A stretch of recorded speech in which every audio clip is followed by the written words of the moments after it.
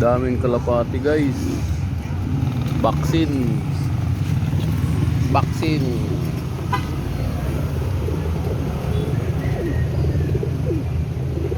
Vaccine sila. Pagkatapos vaccine, bitawan na lang doon. Hindi, babalik. Ay, babalik. Papahingain mo muna. Ay, kalong. Naglakad ka lang? Dawli naman yan. Oo, dawli talaga. Kanina yan. Irel.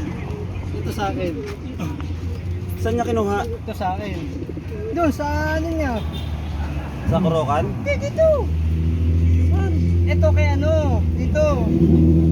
Sayas. Isa, ito sa akin. Grabe, ang dami. Dami. Siksikan sila oh. Abutin talaga yan ng kwan. Buti sana kung Pantresi kasi yan eh.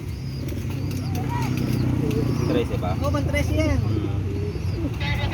Ay, sasama ko na yung dalawa. Di ba may truck na darating ngayon? Meron. Oo. Mga hanggang alas 12. Nakakita mo. Saan punta? Hindi ko yung dalawa ko sa'yo. Training box. Saan may training box mo? Ito yung training box ko eh. Hindi nakasya dun eh. Pagba ko na kasama lahat ng ibong ko. Tapos ito, kay ano? Sus. Ito kay ano? Akin. Kalapati guys. Ricardo? Ricardo yan lahat? Oo. Sus, ang dami. Yung sa Visayas, yung pinitsura mo yung dog. Ito talaga ang dami. Ayun, picture lang ko yung log. Ah, kay Bernardo. Bernardo. Hindi Ricardo.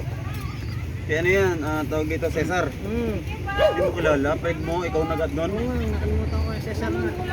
Cesar yun. Mag-anak ni Mrs. yun eh. Nakahinga ako sa kanya eh. Na kinabukasan, nalipad. Bumalik na. Hindi nga eh. Huh? Parang hiniram lang niya eh. Patay tayo dyan. Hindi sa akin. Galing ko sa amin. Uy, uy, hala. Buti nahuli ko. Patay tayo dyan. Panalo na to. Ha? Oh, natignan ko pre.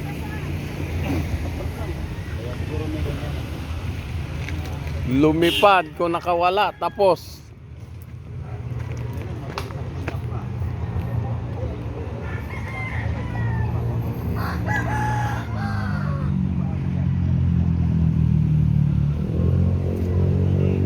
Ito guys, yung apat natin na entry sa kwan.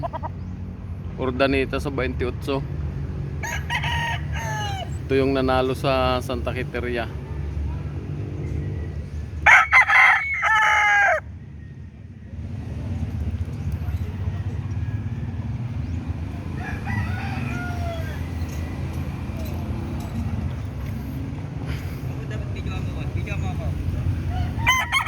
Ang daming kalapati niyan.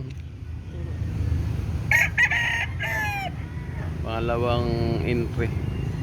Naayos natin kasi hindi natunawan.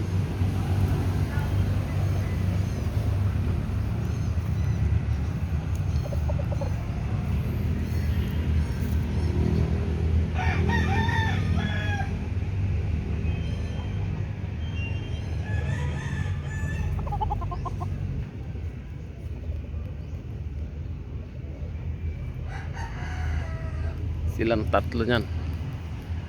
Tapos ito magiging kuha natin to siya kasi baka mamaya may mag-off sa tatlo. Ito yung ipapalit natin. Yan, may giri-giri na.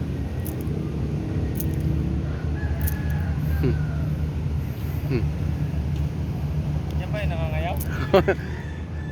May giri-giri sa akin eh. May balak. Yan guys. Dit ko kayo sa 28 pero sa 27 may laban kami. Papakita ko rin mamaya ang laban namin, yung gold at saka yung isang hiraw. Salamat pala sa mga subscriber ko na walang sawang nanonood sa mga ina-upload ko na video. Salamat po sa mga suporta na binibigay mo sa amin. Thank you po.